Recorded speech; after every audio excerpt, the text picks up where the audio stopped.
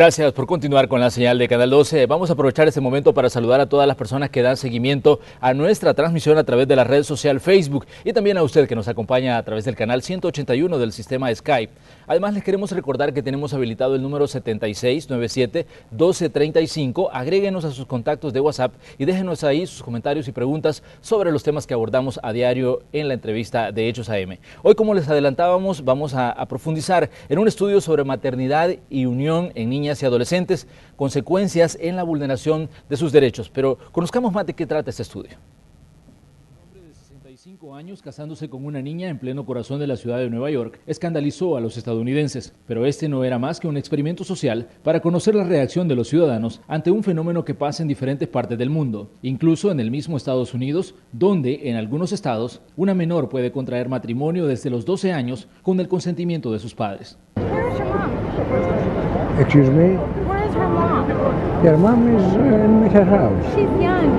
Yeah, but the parents, they gave me permission to marry To her. marry her? Yes. Usamos estas imágenes para llamar su atención y hablar del caso salvadoreño que se encuentra entre los países latinoamericanos, donde 16 de cada 100 mujeres, según el Fondo de Población de Naciones Unidas, se unen en pareja antes de cumplir los 18 años. Se señala que son las mujeres económica y socialmente más desfavorecidas, menos escolarizadas y que habitan en zonas rurales. Según datos del Fondo de Naciones Unidas para la Infancia, para 2013, alrededor de 700 millones de mujeres en el mundo se habían unido antes de cumplir los 18 años de edad y cerca de 250 millones antes de alcanzar los 15 años. En el caso salvadoreño se registra una alta tasa de fecundidad adolescente. En 2015, fueron a nivel nacional 83.478 embarazos, de los cuales 25.132 correspondieron a niñas y adolescentes entre los 10 y 19 años. Se estima que por lo menos 69 se embarazaron por día, un estimado de una cada 21 minutos.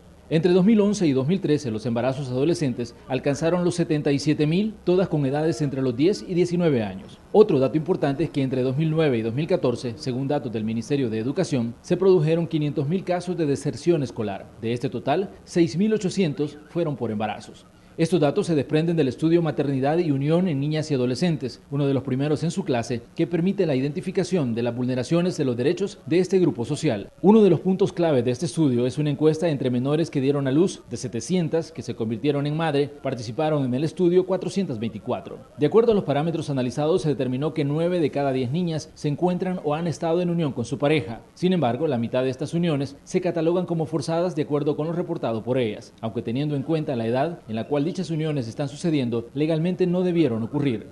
Las uniones en este grupo constituyen una clara violación a sus derechos fundamentales, por el hecho de que 5 de cada 10 informan ser víctimas de algún tipo de violencia dentro de esa unión.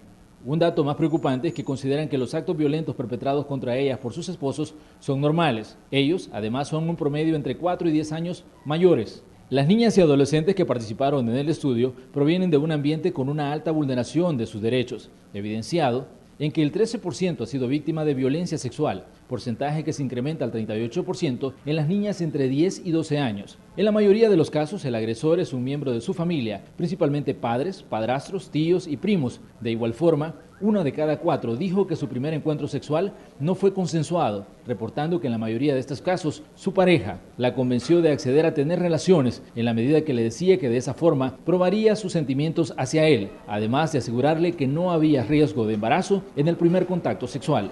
Esta mañana vamos a profundizar en este estudio que saca a la luz situaciones que vulneran los derechos de un grupo social y que impone retos a las instituciones que trabajan para hacerlos valer. Iniciamos la entrevista de Hechos AM. Bueno, le vamos a dar la bienvenida a nuestros invitados. Primero saludamos a la directora del Consejo Nacional para la Niñez y Adolescencia, Zaira Navas. Un gusto que nos acompañe nuevamente, Zaira. Gracias, muy buenos días. Un saludo a la población salvadoreña. Un saludo, muy buenos días. También se encuentra con nosotros el doctor Hugo González. Él es el representante del Fondo de Población de Naciones Unidas. Hugo, bienvenido a Canal 12. Muchísimas gracias y muy buenos días a todas y todos los salvadoreños que sintonizan este programa. Bueno, vamos a entrar hablando de las primeras palabras que aparecen en el documento que fue publicado recientemente. Y dice que a pesar de los avances en materia de salud sexual y reproductiva, las niñas y adolescentes siguen siendo un grupo vulnerable para que se viole sus derechos. ¿Por qué? Bueno, es importante decir que este estudio es un avance de país, un ejercicio conjunto entre el Ministerio de Salud, que es quien identifica la problemática, quien atiende de manera directa, y todas las instituciones que trabajamos por los derechos de las niñas y los niños, y particularmente con un apoyo decidido del Fondo de Población de Naciones Unidas. Este ejercicio nos ha permitido identificar, más allá de las condiciones en las que una niña o un adolescente tiene hijos, identificar los derechos que se vulneran, cómo se desarrolla su vida y el entorno en el que las niñas y adolescentes se tienen que enfrentar cuando han tenido que tener un hijo. ¿Por qué ocurre esto en una sociedad como la nuestra? Precisamente porque no hemos atendido a la población salvadoreña desde su primera infancia. Es importante recordar que en un país como el nuestro, la priorización en la población ha sido reciente, y me refiero a priorización cuando hablo de programas sociales serios orientados a garantizar derechos como la salud, la educación, la accesibilidad a la vivienda, por ejemplo, y el derecho a vivir en familia. Todas estas condicionantes, las relaciones de violencia, las condiciones de género que tiene la sociedad, son un campo propicio para que las niñas y las adolescentes crezcan en condiciones como las que se acaban de reportar, por cierto, de manera muy precisa y muy clara en la introducción que acabamos de escuchar. Es que creo yo que esa es una situación que nos escandaliza cuando vemos las imágenes. Este video fue viral en los Estados Unidos, de un hombre de 65 años casándose con una niña de 12 años, y lo hicieron en la ciudad de Nueva York, y todo el mundo se escandalizó, pero creo yo de que nos escandalizamos poco cuando este mismo tipo de situaciones ocurren en una sociedad como la salvadoreña. ¿Cómo ve usted el problema en sí, Hugo, que ha trabajado directamente y que ve, digamos, los problemas de los diferentes segmentos de población? Sí, yo creo que es importante rescatar que la evidencia de las instituciones que estuvieron involucradas, como bien decía la licenciada Zaira, el Ministerio de Salud, ISTEMU, INJUVE, el Ministerio de Educación, el CONNA, tratan de poner al descubierto, ¿no?, cuál es la realidad que está sucediendo en estas situaciones, en estas niñas. Cabe mencionar que si bien hay una proporción importante que se relaciona a su ámbito de residencia en el área rural, no escapan adolescentes que estén en el área urbana también, ¿no? Que bueno aclararlo para no dejar en duda que únicamente es una situación que afecta a las adolescentes que están viviendo en el área rural, ¿no? Pero más allá de las estadísticas y los porcentajes, lo que hay detrás de ello son historias y relatos, muchos de ellos lamentables, ¿no? A propósito del lanzamiento del informe, se hizo un esfuerzo por rescatar algunos relatos, y, por ejemplo, habían adolescentes que mencionaban de que tuvieron que salir de su casa porque había un acoso constante de miembros de su familia, y tuvieron que salir para efectivamente evadir esa situación, ¿no? Para complementar los datos que daba en la introducción del programa, se reporta que aproximadamente el 22%, es decir, entre uno de cada 5, uno de cada 4 nacimientos de las adolescentes que estuvieron en el estudio, reportaban que son nacimientos derivados de una relación sexual con un familiar, ¿no? Ya los parentescos ustedes los expusieron en esa introducción, pero es lamentable que esta situación esté sucediendo, ¿no? Y la pregunta ahí es también qué mecanismos, en primer lugar, se pueden revitalizar para salvaguardar los derechos de esta población, de las niñas, ¿no? Y también cómo la sociedad comienza a identificar estos de una manera diferente, en el sentido de que muchas situaciones se dejan ocultas o se naturalizan, y por supuesto que la única persona perjudicada acá, por lo que muestra el estudio, son las niñas, ¿no? Las niñas y adolescentes. Me llama la atención que el mismo estudio señala que hay aproximadamente 8 leyes y una serie de tratados que velan por los derechos de las niñas y de un buen segmento de la población infantil del país.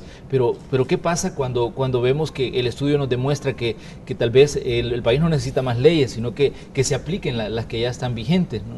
Yo creo que es un ejemplo claro, como ya nos decía Hugo, el estudio genera evidencia, es decir, prueba de cuáles son las condiciones de nuestro país y las condiciones en las que las niñas y las adolescentes viven y se desarrollan.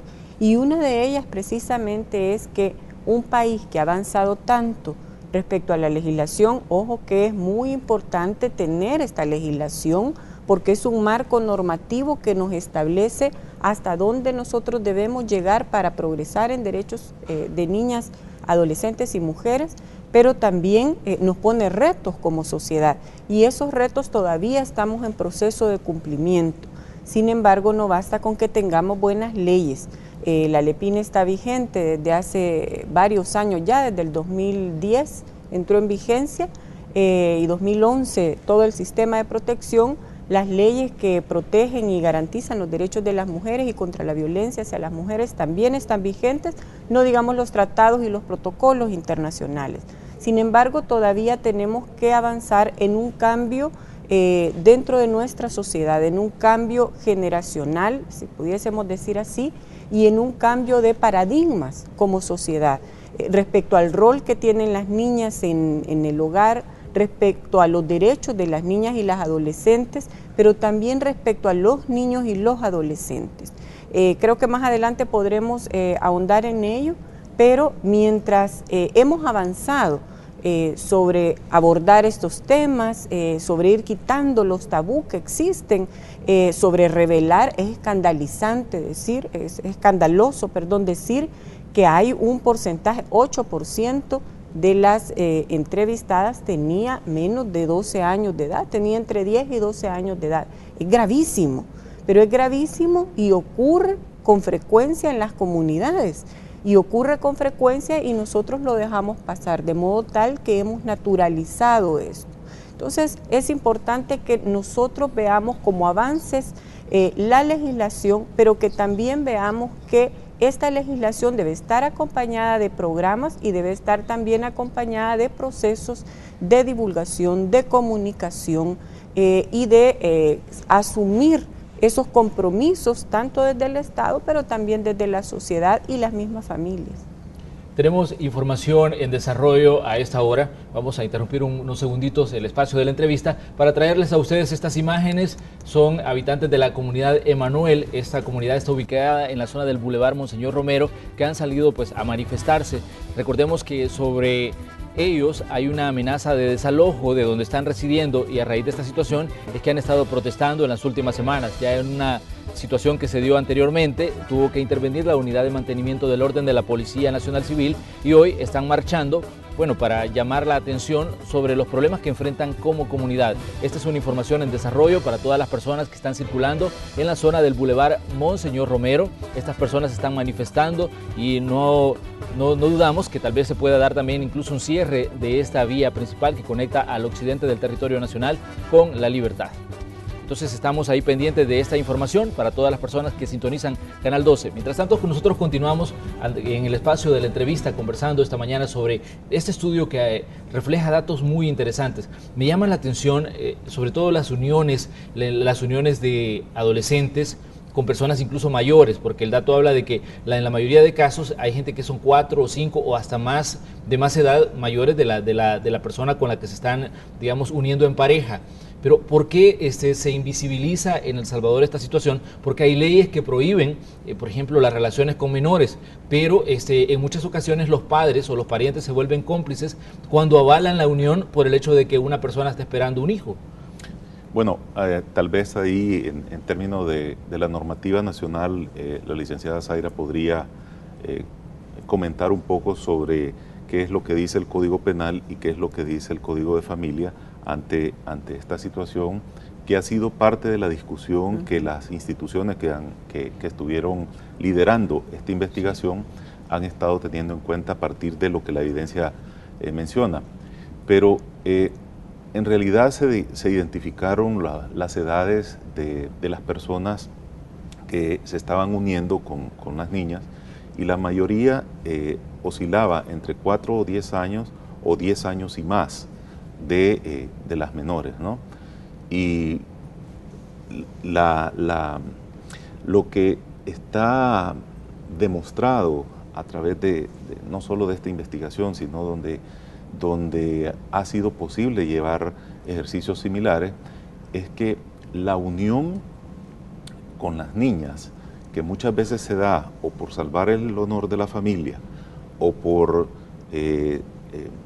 crear condiciones para que haya sustento económico para el bebé por nacer, o por cualquier otra situación, lo único que hace es subsumir a la niña en un círculo de dependencia, de violencia, y no resuelve la situación. Incluso algunas se dan para la evasión de lo que el Código Penal, en el caso de El Salvador, por ejemplo, manifiesta en el artículo, si no recuerdo mal, 159, que dice que toda relación con una menor de 15 años está considerada una agresión sexual, ¿no? Entonces, se utiliza un mecanismo similar, y lo que demostró el estudio es que 3 años después, muchas de estas niñas que habían tenido una unión o un matrimonio, un tercio de ellas ya no estaban acompañadas, o ya la relación se había finalizado, ¿no? Y un número importante de ellas también tenía ya un segundo embarazo.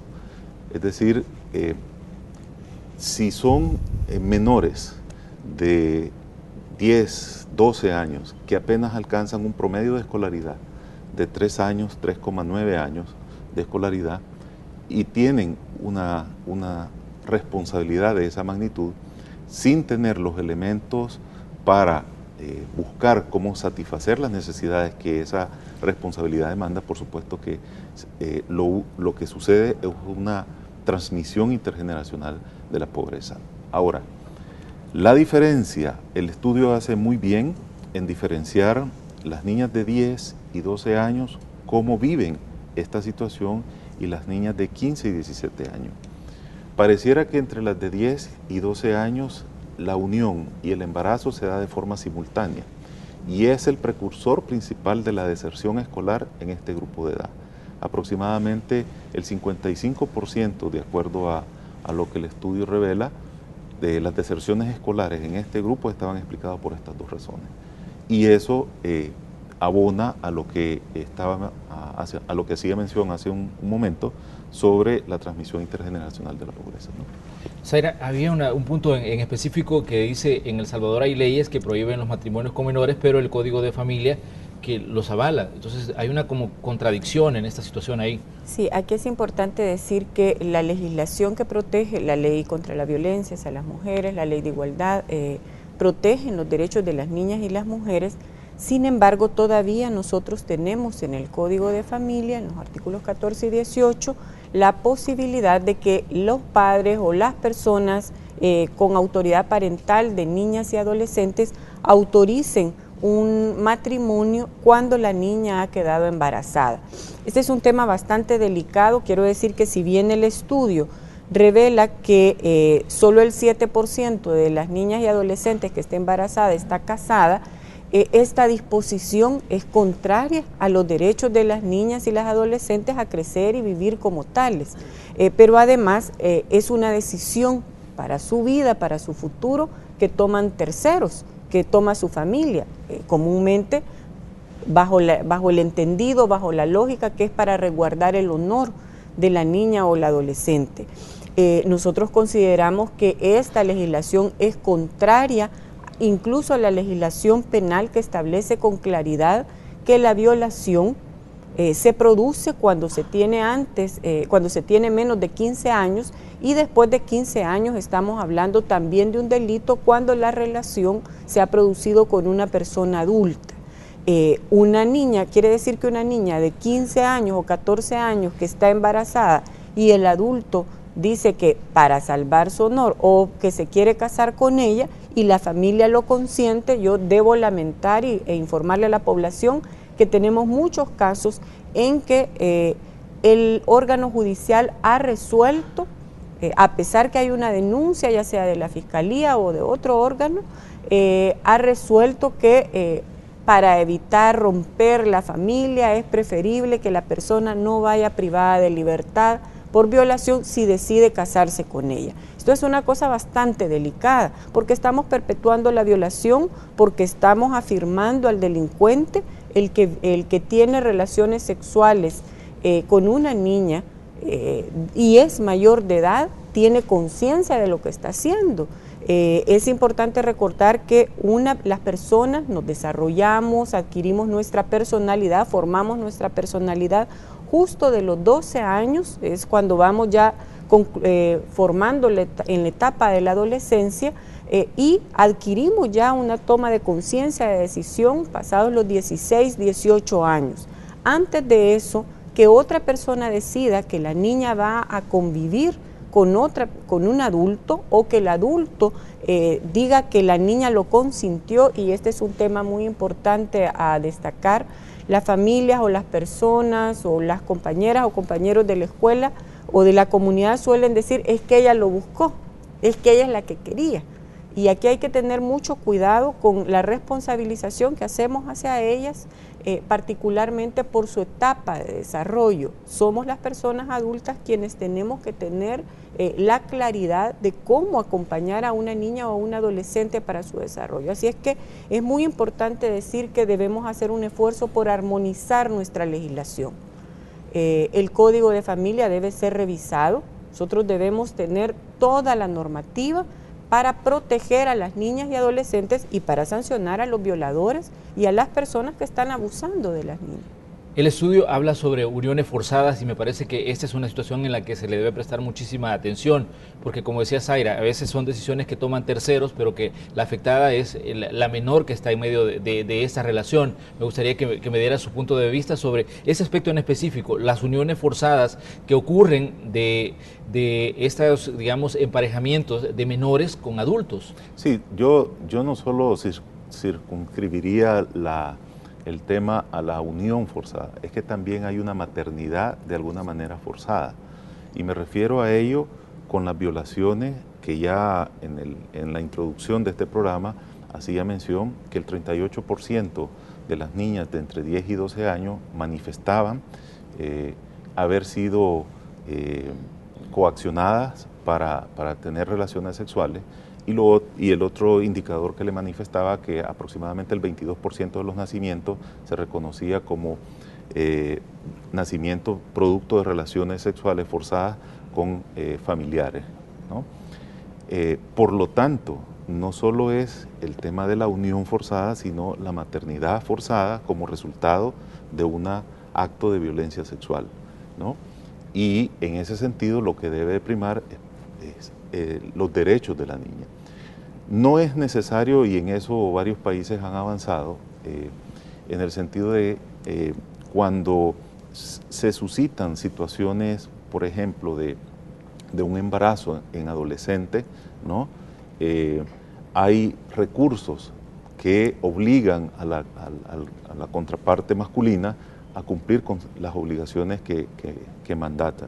Incluso ahora, para evitar precisamente diezmar las posibilidades del soporte económico, algunas leyes no necesariamente envían a los deudores, ¿no?, a prisión, sino más bien limitan su capacidad de poder obtener un documento legal como un DUI o un pasaporte, obtener algún préstamo bancario a través de una lista que es manejada a partir de lo que los mecanismos judiciales establecen, por ejemplo, ¿no?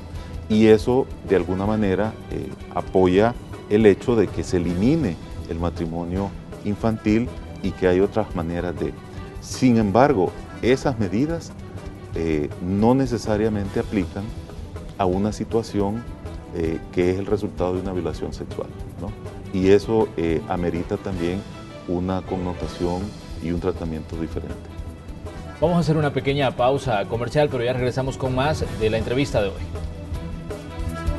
Nosotros esta mañana en el espacio de la entrevista de Hechos AM estamos hablando sobre un estudio sobre maternidad adolescente y uniones también entre niñas y adolescentes. Estamos conversando con la directora del CONNA y también con el representante del Fondo de Población de Naciones Unidas. Hay un aspecto que me llama muchísimo la atención y es que en el estudio se refleja que muchísimas de las adolescentes que fueron entrevistadas para realizar este estudio aceptaban que en sus relaciones de pareja había violencia. Sí, es bien importante decir que el estudio revela que al menos 5 de cada 10 de las entrevistadas expresó haber sido víctima de violencia, pero aquí es bueno distinguir algunas cosas. La conciencia que tenemos de lo que significa violencia, el estar sujeta a una relación con una persona mayor, el haber perdido la oportunidad de seguir estudiando, el asumir un rol que no nos toca, porque si tenemos 12, si tenemos 15, 17 años y hemos dejado la escuela y hemos dejado de relacionarnos con nuestros amigos dentro de nuestra forma natural, siendo adolescentes o siendo niños, entonces también estamos sufriendo violencia. Me parece que lo que sí todavía ya se logra distinguir es cuando existe violencia física y cuando existe violencia verbal o agresión emocional. Y es importante decir que dentro de este grupo hay un porcentaje muy fuerte de violencia física todavía y yo iría un poco más allá todavía de las razones por las cuales todavía se genera se genera este tipo de violencia, que es la que se logra distinguir, como ya decía. La violencia física, por lo general, de acuerdo al estudio, se identifica por razones de celos, que nos revela, que con un porcentaje mayor por razones de celo, ebriedad, falta de cosas que no tiene la pareja masculina.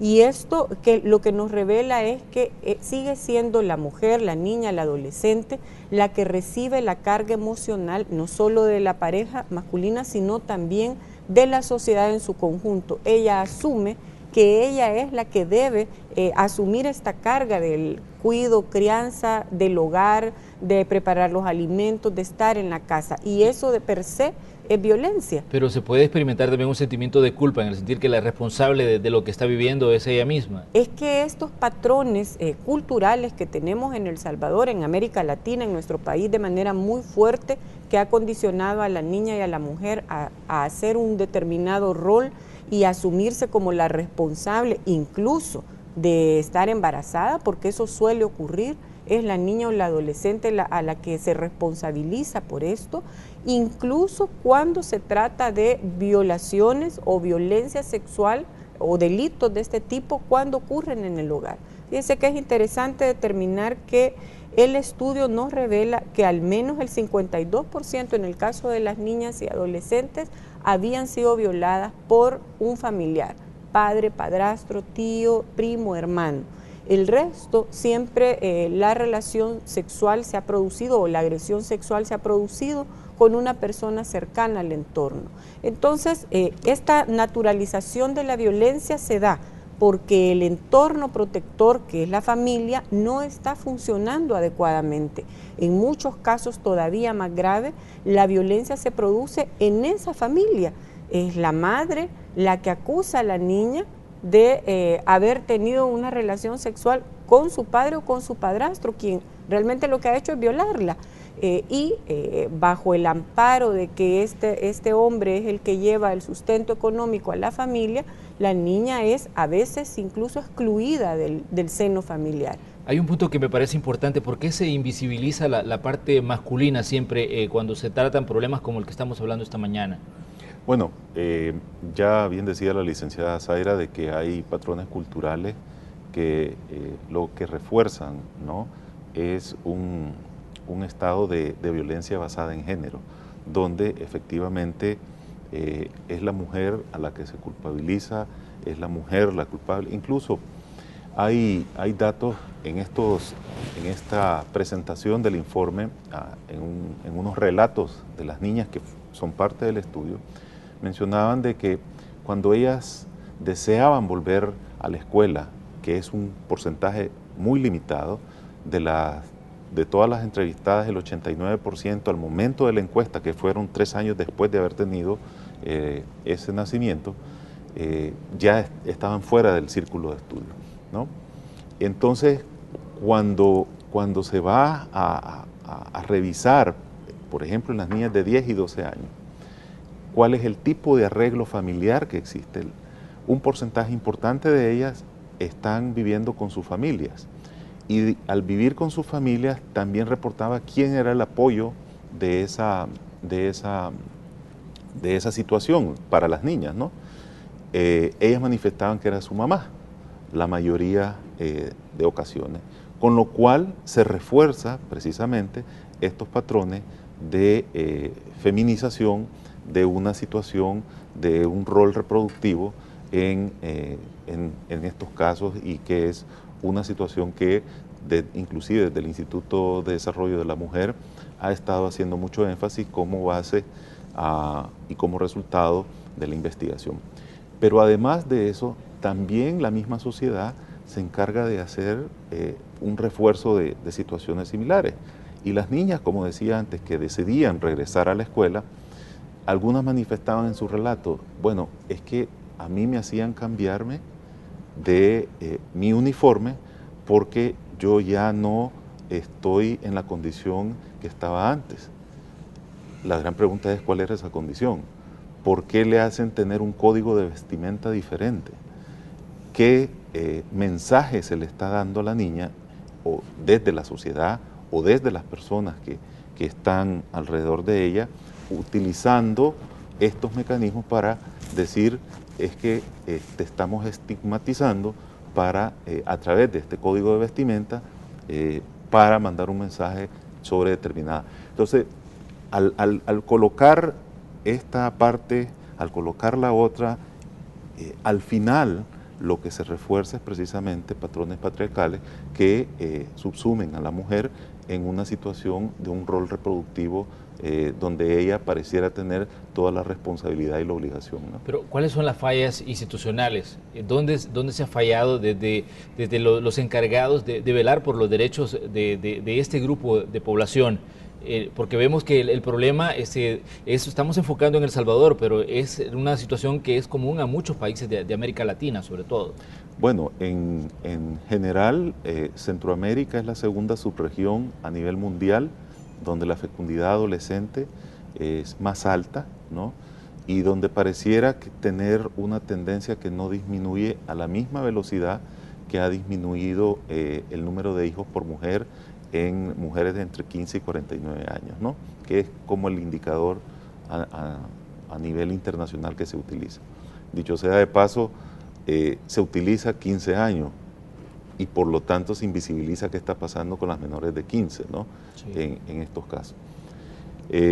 Tal vez Zaira pudiera ampliar, pero hay, me parece a mí, ¿no?, mecanismos que la misma, como decía antes, la sociedad refuerza a que no se estén utilizando.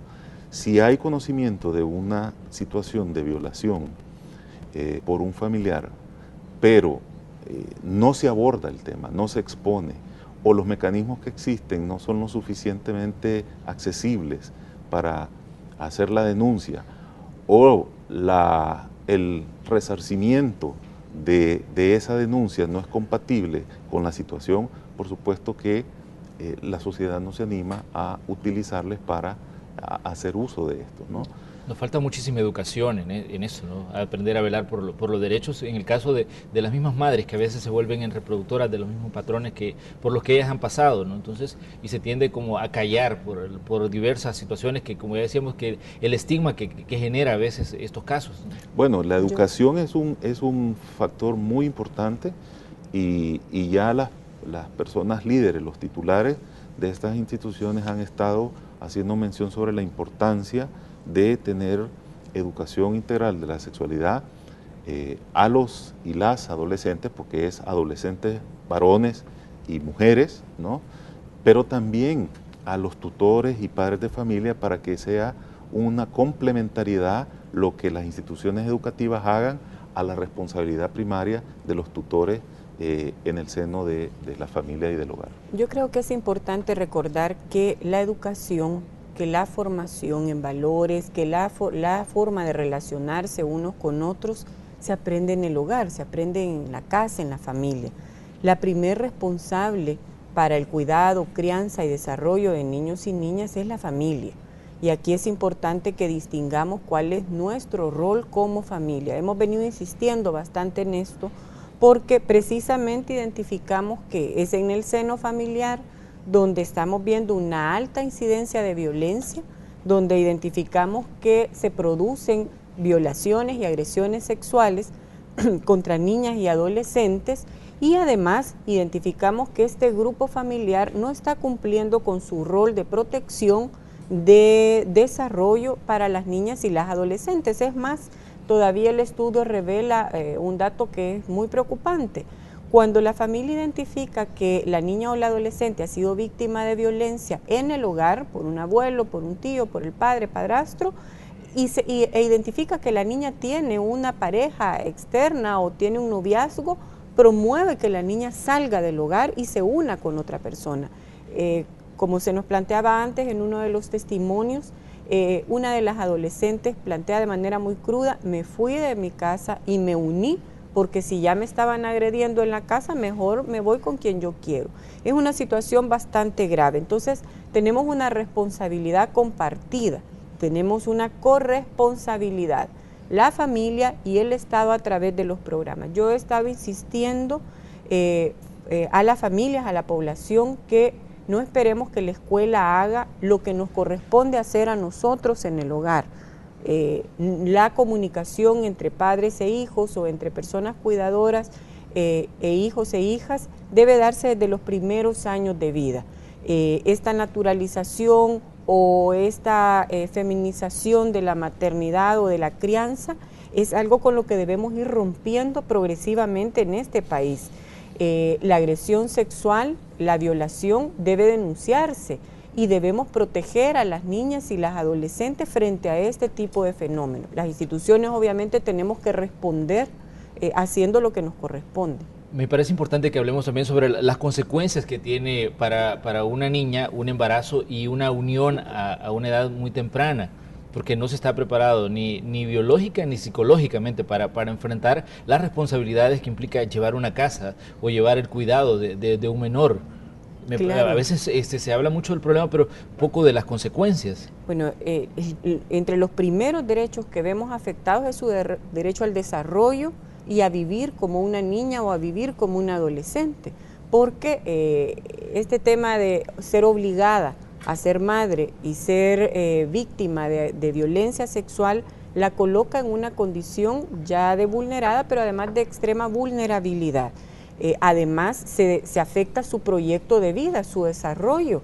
Lo que estamos viendo es que se tiende a generar que ella busque pareja o que se una con otra persona por un tema de sustento económico o para buscar un proveedor para ella y para su hijo o hija.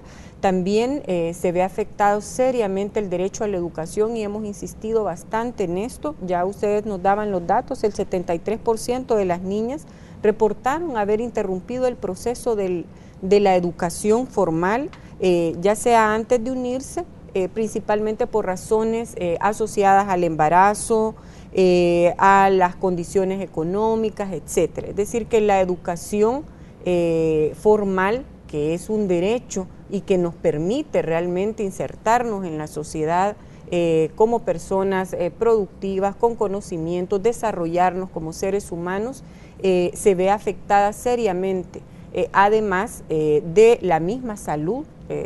Quizás Hugo nos podrá explicar de mejor manera cómo el cuerpo de una niña se ve afectado al tener que desarrollar esta función de reproducción cuando todavía no está preparado, pero también su desarrollo emocional. Una persona que ha tenido una lesión de esta naturaleza muy difícilmente recupera su alegría, recupera su desarrollo normal frente a una situación como esta, y todavía más si debe dedicarse a la crianza, al cuidado de otro ser humano cuando ella todavía no ha concluido su etapa de desarrollo.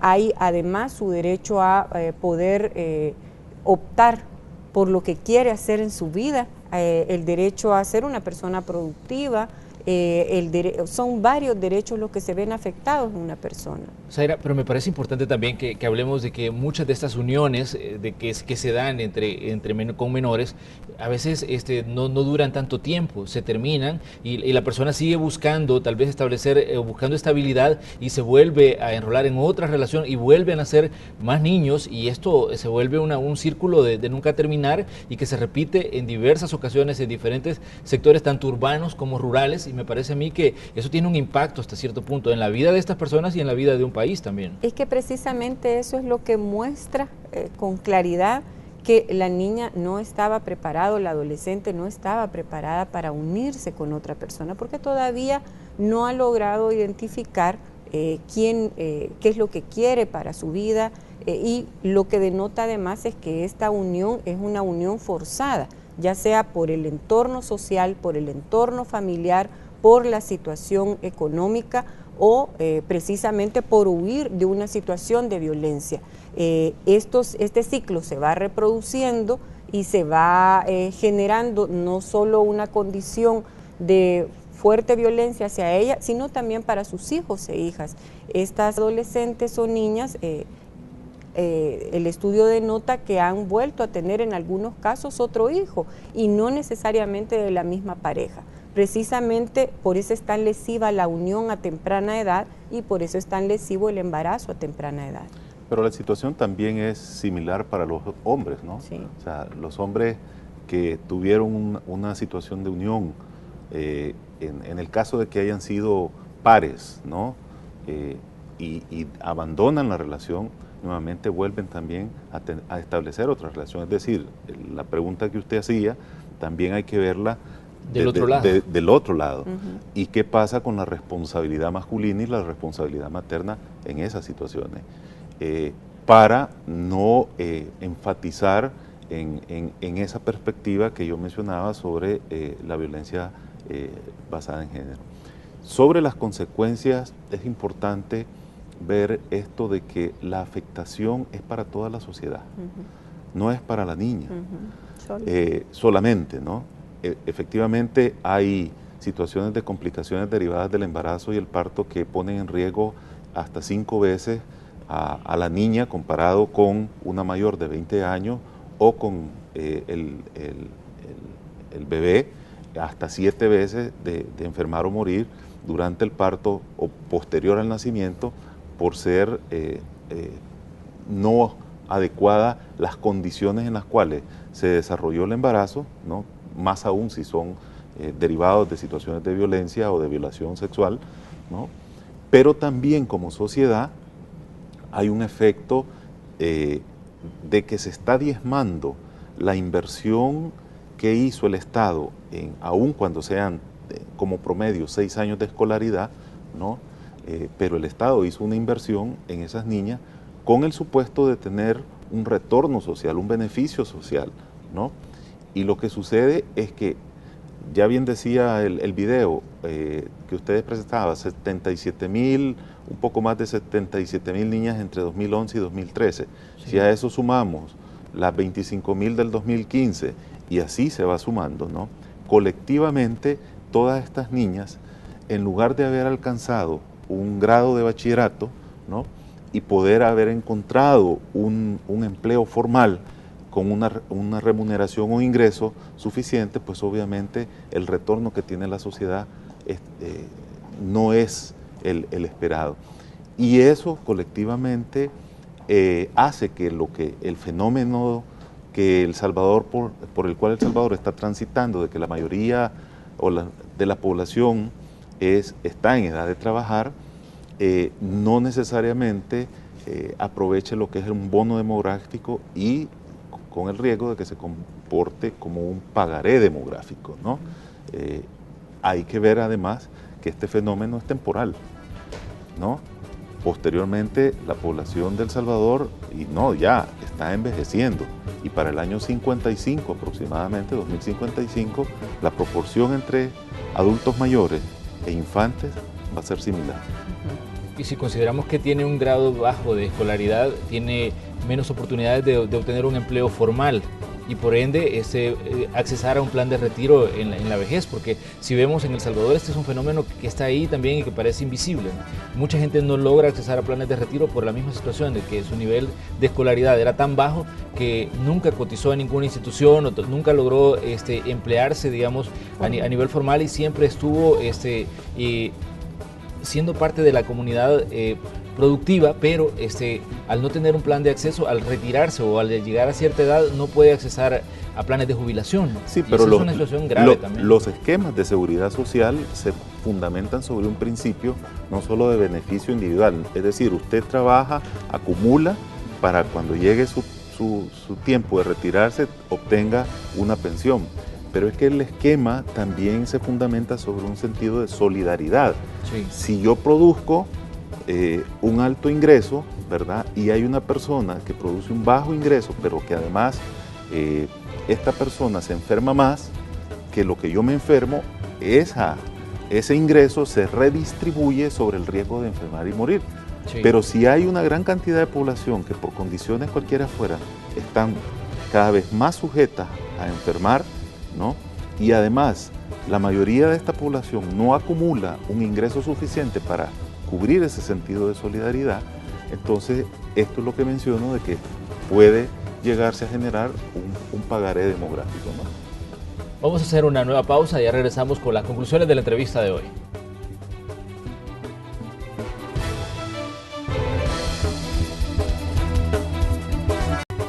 Gracias por continuar con la señal de Canal 12. Vamos ya a las conclusiones de la entrevista del día de hoy. Ya hablamos de causas y hablamos de consecuencias, pero ahora, ¿cuáles serían los planes de acción que surgen teniendo los datos que se tienen con este estudio? Bueno, es importante recordar los roles que tenemos todos y todas. En primer lugar, trabajar en el fortalecimiento de las familias, en asumir el rol que nos corresponde como familias. Aquí en este tema estamos proyectando el desarrollo de una estrategia de prevención del embarazo y de las uniones tempranas, que está acompañado de campañas de sensibilización, de información de manera directa, es decir, este trabajo permanente que está haciendo el Ministerio de Salud a través de los ecofamiliares, a través de la atención directa que hace. Yo quiero decir que el estudio sí nos revela un dato importante, y es que el 99% de las niñas y adolescentes que tuvo embarazos en estas condiciones, al menos tuvo control prenatal durante el embarazo, y el 90% tuvo un proceso de control posparto, y este es un avance importante en el ámbito de salud. Este trabajo directo de información que debe estar en las dos vías, desde el ámbito de salud, pero también desde la comunidad y desde la escuela.